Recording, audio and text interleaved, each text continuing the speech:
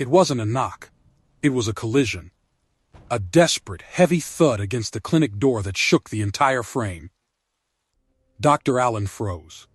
He knew the sound of a vehicle, and he knew the sound of a human. This was neither. His gut told him not to open it. But his heart told him someone needed help. Standing there, swaying like a ghost in the rain, was a massive wild lioness, an apex predator, reduced to a beggar. She didn't roar. She didn't attack. She simply lifted her paw to show him the rusted steel trap biting into her bone. But the trap wasn't the only thing wrong. Her belly hung low and tight. She wasn't just injured. She was in active labor. She had dragged herself miles through the bush, fighting agony, just to find the one place that smelled of mercy. Then, she collapsed. Allen shouted for his team. They had seconds to make a decision that could save a life, or get them all killed. You don't treat a wild lioness. You especially don't get close to a wounded mother. But Allen didn't have a choice. He couldn't use full sedation. It would stop the cubs' hearts.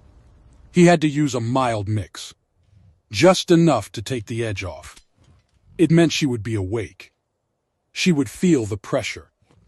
She could snap his neck in a heartbeat if she panicked. A low growl vibrated through the concrete. Allen didn't pull back. He looked her dead in the eye and spoke softly. With a sharp snap, the metal gave way. The relief was instant. Her body went limp as the blinding pain finally receded. But the victory was short-lived. A violent contraction seized her body. She was too weak to push. She had spent every ounce of strength getting here. Allen realized he would have to bring these cubs into the world himself. The first cub emerged. Silent. A limp, wet bundle of fur. No breathing. No movement. The mother watched. She didn't growl.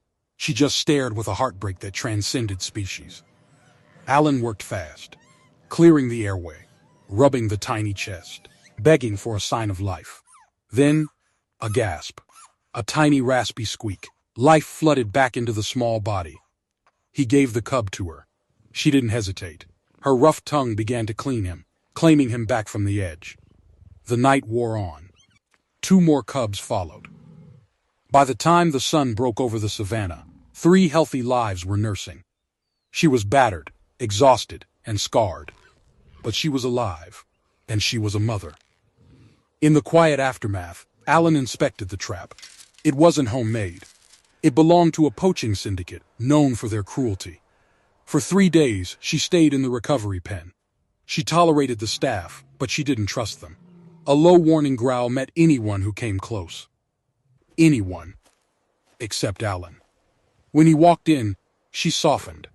She knew who had pulled the wire. She knew who had saved her child. Experts call it specific individual acceptance, a bond forged in trauma. She allowed him to touch her, to check her wounds. She watched him with an intense, golden gaze. Not of a predator watching prey, but of a mother watching a guardian. On the 4th day, it was time.